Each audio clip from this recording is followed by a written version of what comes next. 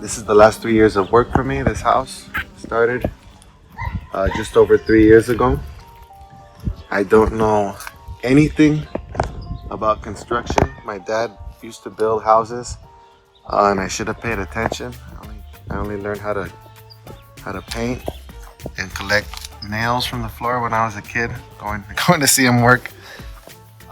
But this is the work that I've been doing. We've had to knock walls down and start over again, and break cement and start over again, and don't let shit happens, man. You gotta keep working. I learned a lot in this time. I made a lot of mistakes, but I know a whole lot more than I did. And it's been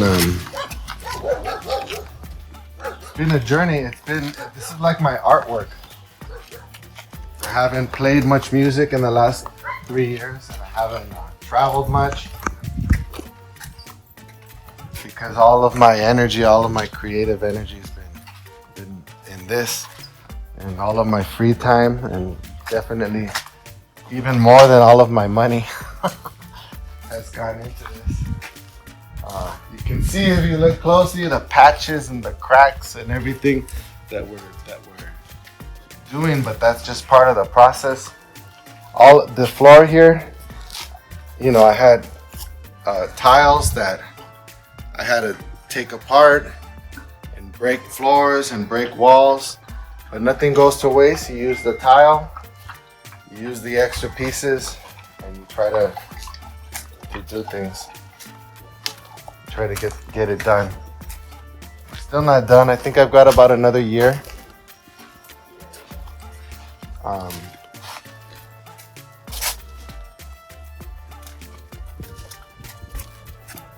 These are my chickens. These are the newest additions. So now I'll have some fresh eggs, I hope.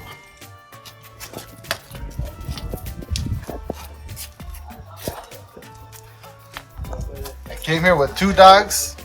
Another dog joined me here now, El Negro Solo Vino. He came by himself. And then we got 5 kittens now. And a mom that's missing. I think she abandoned them yesterday because I haven't seen her since yesterday. She came here just to leave me her kittens. And my plants. My dad's a Vietnam veteran. And our garden in East LA was the best looking garden. It still is. All my life growing up, the plants, the plumerias and the roses and the grapes, that was like my dad's therapy to get over all of the guilt that he had from the war. My dad suffered a lot. He was forced to do horrible things, and plants were like his salvation, and it brought him peace. He still is 78 now, and he's still out in the garden every day taking care of his plants. So for me, it was just natural when I came here just to start, before we had buildings, I was putting plants here, and I wanted to just have that peace, like my dad was here. I just wanted that was always important to me, to keep plants and to maintain them. Just reminds me of my dad.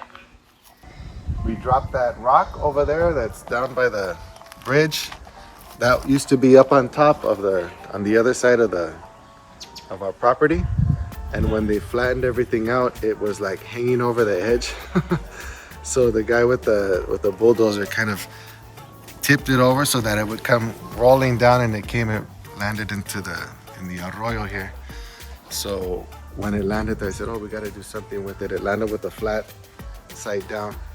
And I thought, oh, well, we can put a bridge there or something. I'll have a way to get across here.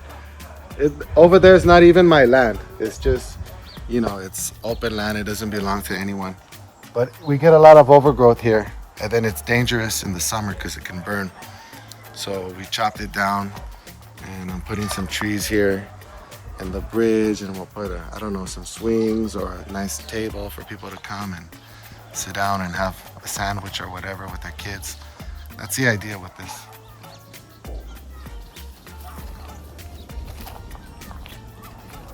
I always wanted a stone wall. To me, that was like super like luxurious to me. It's just like the most beautiful thing, you know. So in January there were really heavy rains, and a lot of the mud came here, sliding into my workshop, and even all the way to the house. It made it. This was before we had the cement floor. So we started putting this stone wall in all around the edge, and then we went all around the other side. So we're almost done now. 300 feet. Something like that. I know this wall alone, this side is 145 feet. And then we pretty much went around this way too. So it's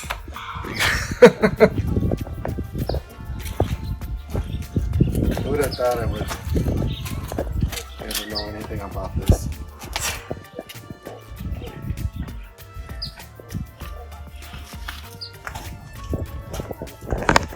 This is the patio. This is basically the front entrance. We've been using mostly the back entrance, the side entrance, but this is actually designed to be the main entrance of the house. With this door I purchased, secondhand. I could never afford it. And try to clean it up.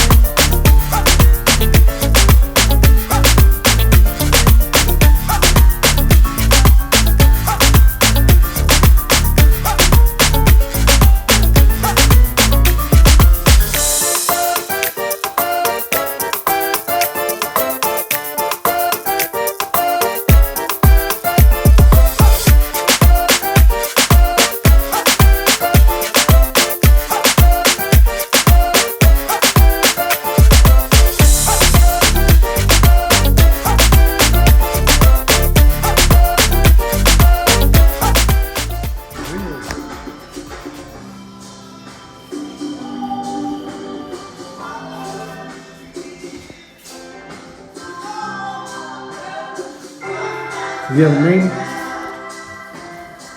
Me and my wife used to call each other Cochi. So that's why I got this little Cochi here. She didn't like it. She thought it was ugly.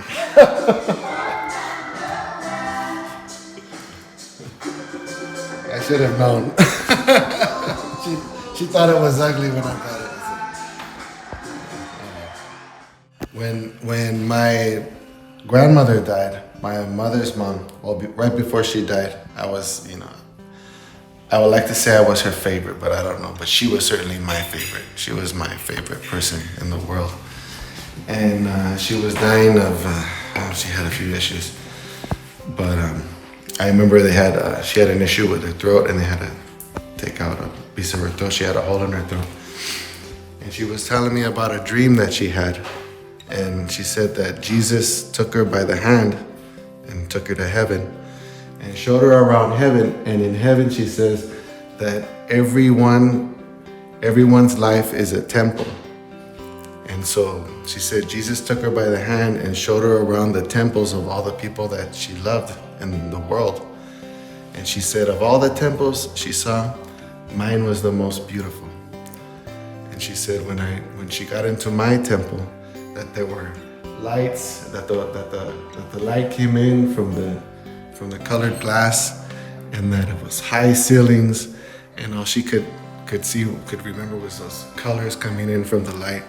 So when I built the house, it was really an homage to my grandmother, and that's why we have high ceilings, and that's why we have the colored lights, so that when the sun passes through, you get this awesome energy. And also at night, when there's lights coming in, the neighbors see a house with beautiful lights. That's like, a sign for people of just light, And so that was really my inspiration for the house, my grandmother's dream.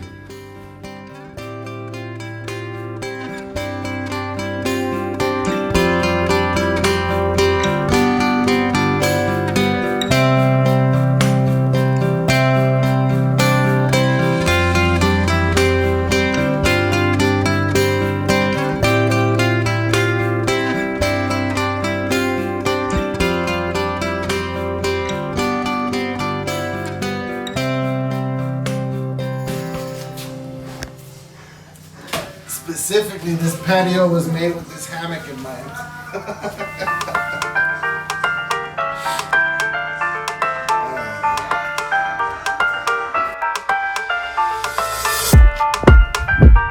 So in Mexico, at least in Veracruz, and artistically, I guess I'm better known as Maifren. And that happened a while back. I had rented a shop from some friends who were from El Salvador, and my friend Victor would call him, "Hey, my friend, hey, how you doing, my friend?" And we started going back and forth like that. And when the Cojolites came to stay with me, they picked up on that, and pretty soon I became my friend, and I started going to Veracruz with them, and they wouldn't even, Jacob is kind of a weird name to say in Spanish. So either it was Jacobo, which I don't really like the sound of, or my friend, and I would just tell people to call me my friend. A lot of people think that's my name.